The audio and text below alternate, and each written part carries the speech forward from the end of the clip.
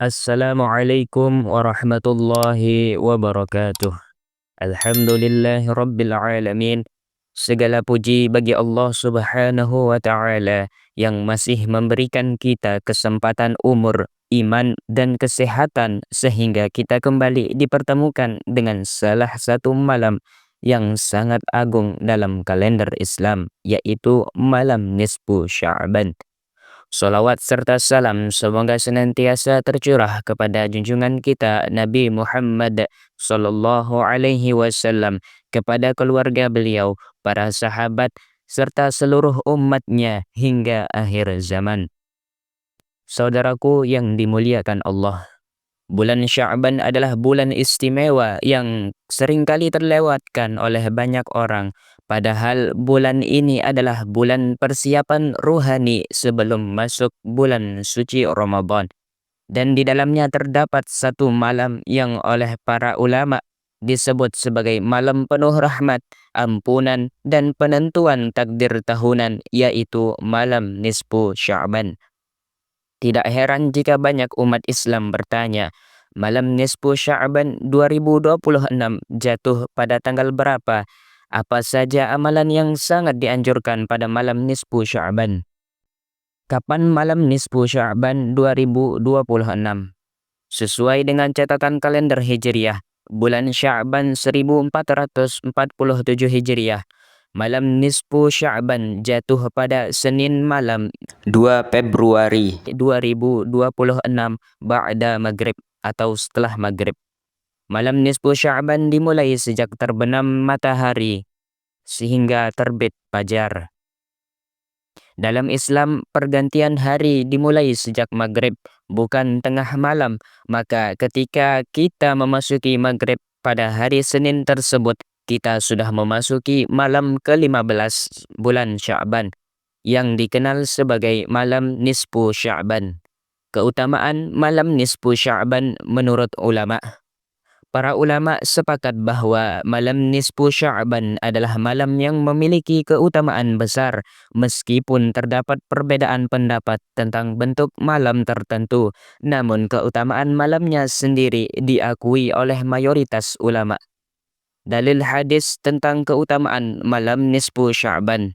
Rasulullah Shallallahu alaihi wasallam bersabda, "Sesungguhnya Allah melihat kepada seluruh makhluknya pada malam nisfu Sya'ban, lalu Dia mengampuni semua hambanya kecuali orang yang musyrik dan orang yang bermusuhan."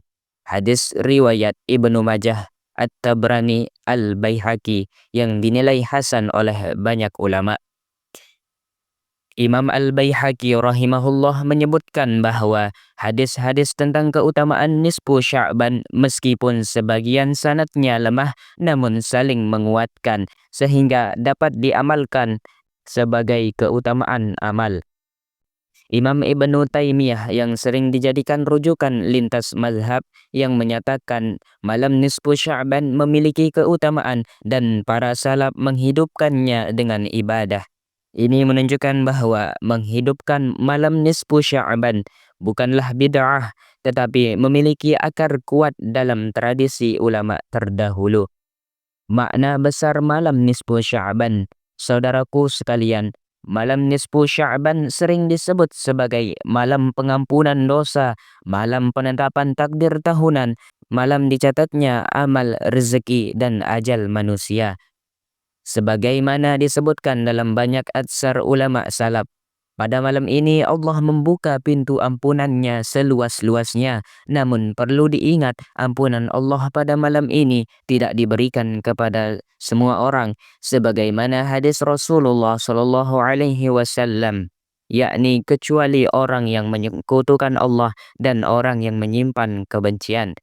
Maka sebelum kita sibuk dengan amalan, bersihkan dahulu hati kita dari syirik, dendam, iri, permusuhan, dan kebencian yang disengaja. Amalan-amalan yang dianjurkan pada malam nisfu Sya'ban. Berikut ini adalah amalan-amalan yang dianjurkan oleh para ulama, bukan amalan yang mengada-ada, tetapi bersumber dari Al-Quran, hadis, dan praktik para ulama. Amalan yang pertama, memperbanyak istighfar dan bertaubat kepada Allah.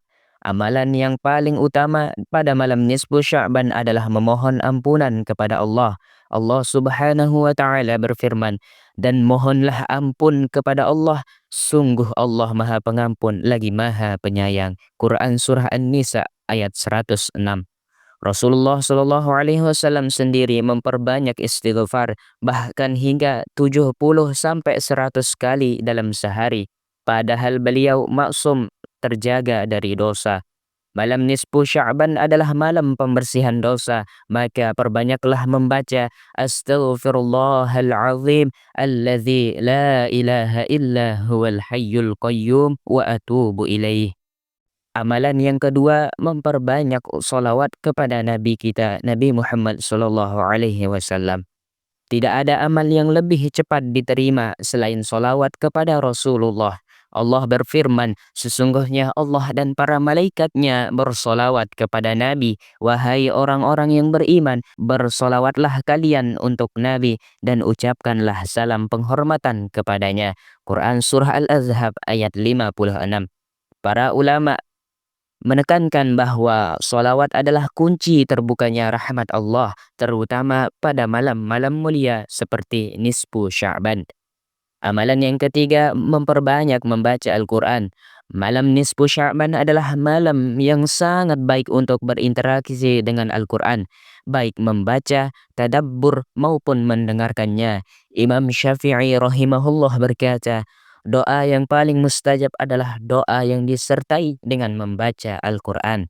Sebagian ulama menganjurkan membaca surah Yasin, membaca surah Al-Ikhlas, membaca surat Al-Falaq dan An-Nas, bukan karena kewajiban tetapi karena keutamaannya dalam zikir dan doa. Amalan yang keempat, memperbanyak doa dan bermunajat kepada Allah.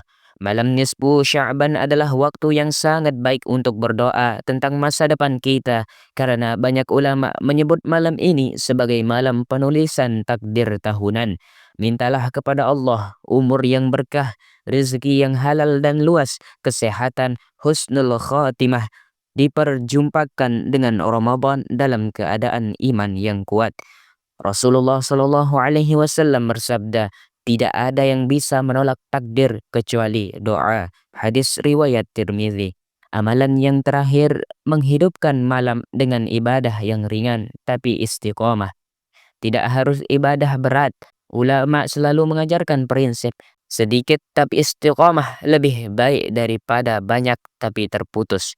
Cukup dengan sholat sunnah, zikir pelan, doa, membaca sholawat, tafakkur, semua itu sudah sangat bernilai besar di sisi Allah pada malam ini. Saudaraku yang dimuliakan Allah, malam nisfu Sya'ban bukan malam biasa. Ini adalah ampunan. Ini adalah malam di mana Allah membuka pintu ampunannya. Malam di mana doa-doa diangkat dan malam persiapan menuju bulan suci Ramadan. Jangan biarkan malam ini berlalu begitu saja hanya dengan tidur dan lalai, walaupun hanya 10-15 menit. Sempatkan diri kita untuk bermunajat kepada Allah. Semoga Allah mengampuni dosa-dosa kita, menerima amal-amal kita, membersihkan hati kita, dan mempertemukan kita dengan bulan Ramadan dalam keadaan iman dan takwa. Allahumma ballighna Ramadan, Allahumma ballighna Ramadan, Allahumma ballighna Ramadan. Amin ya rabbal alamin. Wassalamualaikum warahmatullahi wabarakatuh.